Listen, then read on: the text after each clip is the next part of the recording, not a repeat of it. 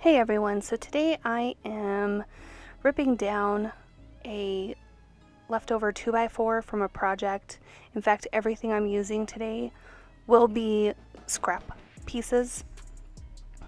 So I ripped it down to 1.5 inches, so that way it was 1.5 inches all the way. I just did it the same that it was, you know, in its depth. So, and then I used a combination square and I marked about 3/4 of an inch up from the bottom, and I put a 45-degree angle on all 4 sides, and I left the very base of it. It kind of comes to a point, but it's not a point, it's flat on the bottom.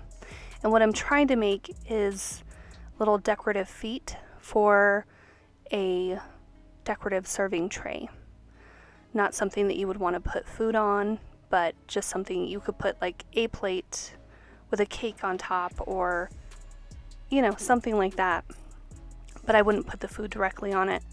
Anyways, I go through and I also marked that I wanted them at about 1.5 inches long. And so, and I say about because I didn't get it dead on, but it's okay. It was at 1.5 inches. I tried. So, but anyway, so I go through and I mark it, and then I'd start my 45-degree cuts and get that cute little square on the bottom. It looks like it's going to be a point, but it's really a flat end. And then I change it to a 90-degree cut, and I cut at that second measurement, which makes it 1.5 inches long. And I did use a stop block so that way they would all be the same size. And then I went through and I marked the ends again, and, you know, continued on until I had 8 feet because I was making 2 trays.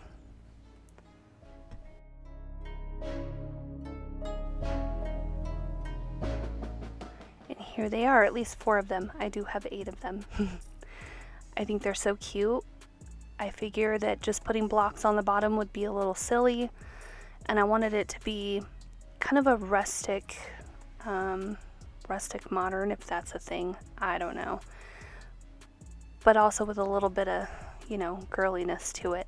And I think that's what those angles did for the tray. And then this is just the piece from the mirror that came out of the middle where the mirror is actually going to go. If you saw my mirror video, I used the middle section of this that got cut out as the serving trays. So I ended up with 2 of them, and I think that it was a really great use. I couldn't think of anything else to do with the little round piece of wood, and so that was it.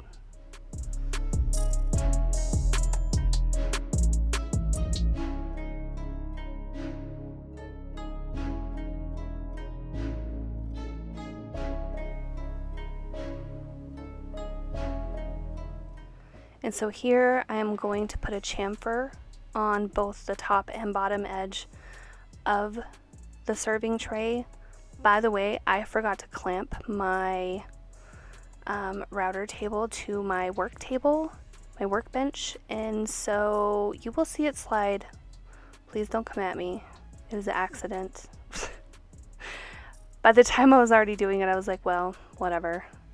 It's fine. It really didn't go anywhere. Nobody got injured in any of this. It's okay.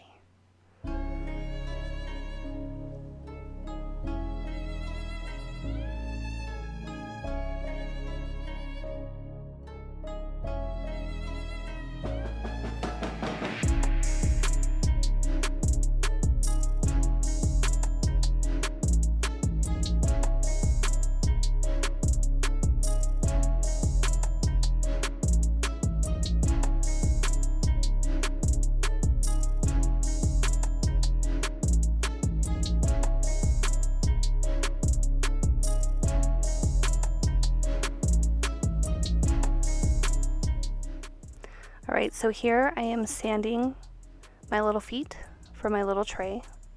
So I go through it and I sand all 8 of them. It was a little tricky. And then I did some pre-stain because I decided to stain them. I stained the feet of the tray using True Black Minwax, and I stained the trays a dark walnut. And that was, of course, after letting, following all the directions for the pre-stain and all of that.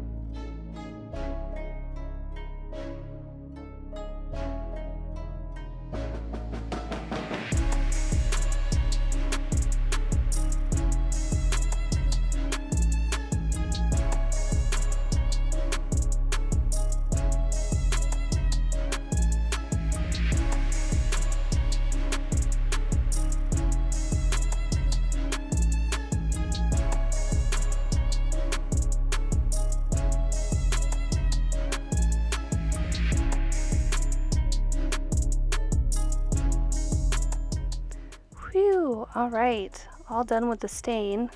Then I let it dry for 24 hours because, you have to let stain dry for 24 hours. And trying not to get any dust on them was a nightmare. I definitely got dust. That's the thing I use, the combination square, to make my marks. And here I'm using it again to make sure that I have them evenly spaced from the edge. The little tool comes in handy. So I get them evenly spaced, and then I glue them with, I just use Titebond 2. I don't think that these are going to be outside. I don't think we have to worry about that. Plus, I didn't seal them to be outside.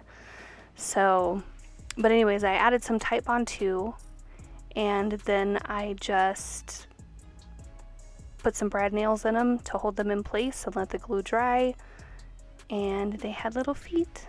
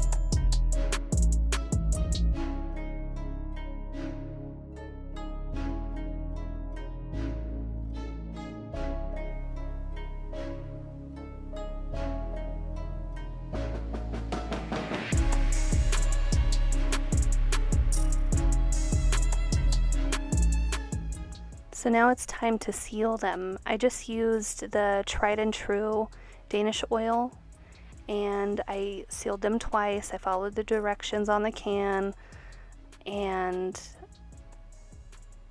I let them dry for the 8 hours in between both times.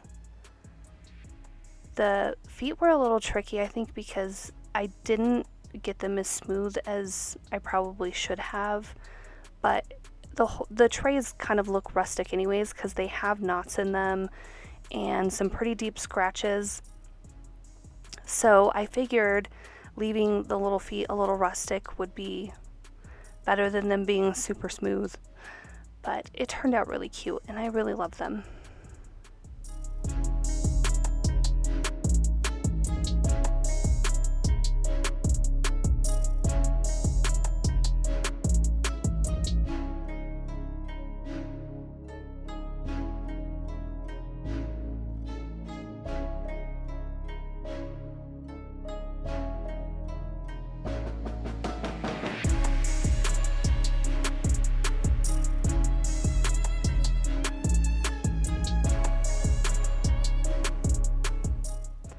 So we tried to use liquid nail to glue the handles that I bought from Hobby Lobby onto the trays, but it didn't work. I don't know, maybe because of the finishing oil, maybe I should have done it before the oil, I don't know, but it definitely didn't work. So I ended up using Gorilla Glue, and it's not the kind that foams up and expands and does all the weird stuff, but it works really good.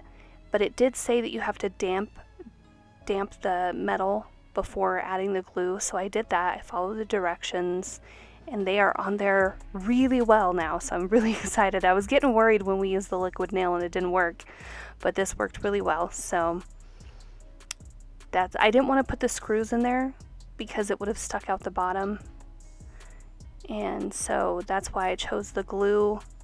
I'm hoping they last for a very long time. They're very cute.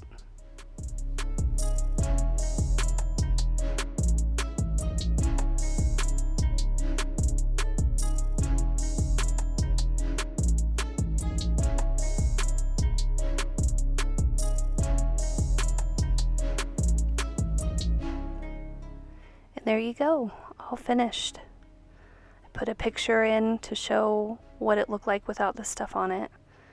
And the bottom, I think they are so beautiful. They add just a little extra to the decor and I think it's really pretty. I wouldn't serve food on them.